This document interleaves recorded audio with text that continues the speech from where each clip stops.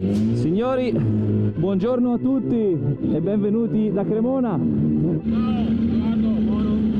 Siamo qui per la ultima giornata di stagione per provare le modifiche all'R1. Adesso facciamo 2 giri e voglio ricordarvi che se non siete ancora iscritti al canale vi invito a farlo e noi ci vediamo dopo la sigla.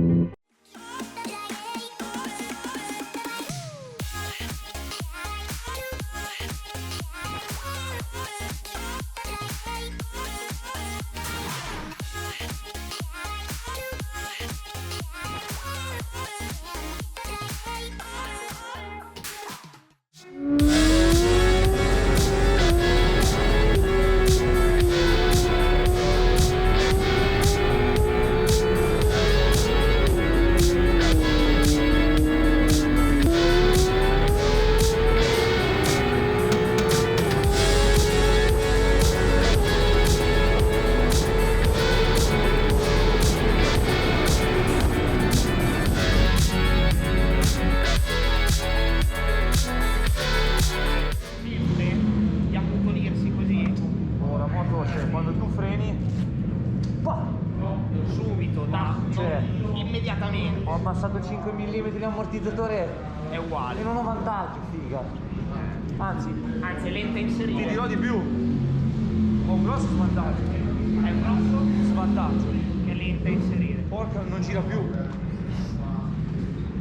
Benissimo, ore 10:26 e siamo stati graziati da una giornata di fine ottobre molto bella. Oggi sono venuto qui a provare la R1 per l'ultima volta perché avevo un sacco di cose che ho voluto modificare. Come avevo lamentato nello scorso video, ho abbassato la sella un bel po' e grazie Ludovico per avermela fatta di race seats, perché in tempo record mi ha rifatto il piano d'appoggio abbassandolo perché mi sentivo appunto lontano dalle pedane ma non potevo alzarmi perché sono al massimo dell'altezza. In più abbiamo modificato l'ammortizzatore con Tommy per abbassarlo particolarmente e speravo, abbassando la moto al posteriore, di trovare un po' di stabilità in frenata e invece non ho trovato nessun tipo di questo tipo di miglioramento, con l'aggravante che la moto, stando così bassa, non gira più le curve. Quindi per la regola che squadra che vince non si cambia, adesso la riportiamo all'altezza alla quale era. E in più poi voglio provare una cosa un po' matta, che quando ho tirato fuori i pezzi che voglio montare mi hanno guardato come per dire ma sei pazzo. Dopo vi spiegherò il perché.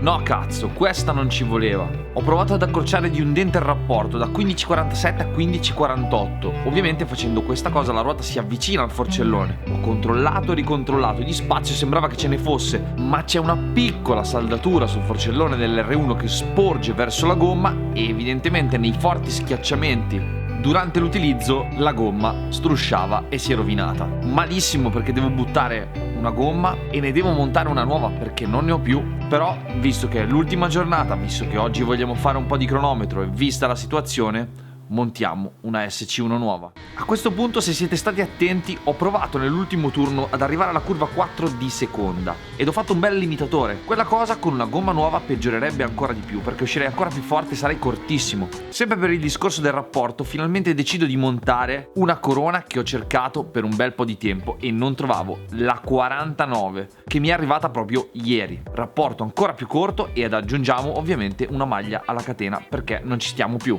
sono costretto a utilizzare questi rapporti, fra virgolette, non convenzionali, perché queste moto nei primi anni 2000 venivano progettate per essere utilizzate con delle gomme molto più piccole, ed io ho sempre usato gomme 200/60 che purtroppo allungano notevolmente il rapporto. Ovviamente giocando con i setup la mattina non ho fatto più di 39, il che mi fa partire in 10ª posizione del pareggiamento. E anche qui la cosa brutta è che il bello della gomma nuova lo butto tutto nel traffico facendo 38,0 all'ultimo giro. C'è da dire che questa moto non aveva mai fatto 38,0 e che comunque la gomma nuova stravolge un po' le sensazioni che ho provato sulla moto, soprattutto perché non l'avevo mai messa, ho sempre girato con SC3 fino alla tela, anche per 2 giornate. Il problema adesso è che durante la gara ho perso del tempo, ho una gomma semi nuova sulla moto e alle 17:40 c'è l'ultimo turno della stagione, perché dopodiché Cremona chiuderà. È fine ottobre, non fa per niente caldo, il sole è molto basso e quando fa così a Cremona dà molto fastidio, ma voglio entrare a spingere e vedere cosa succede.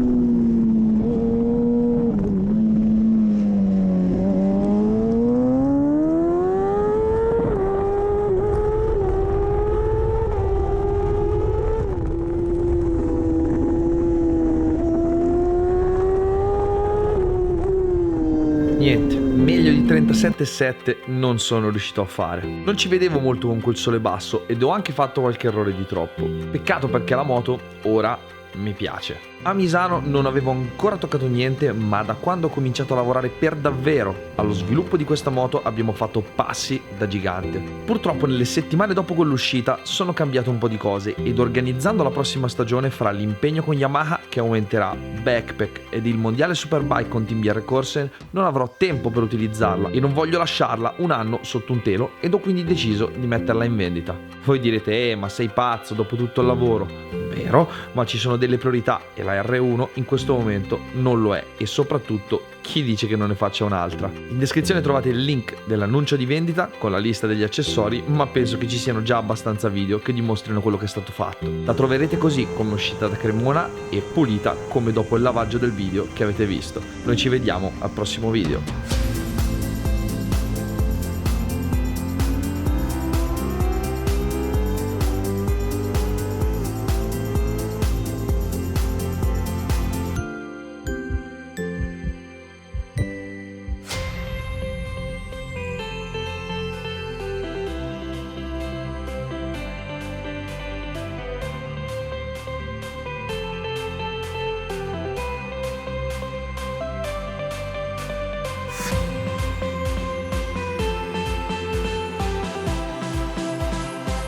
A poco sterzo. Porca troia. Che mi dici? È un aeroplano, vedo.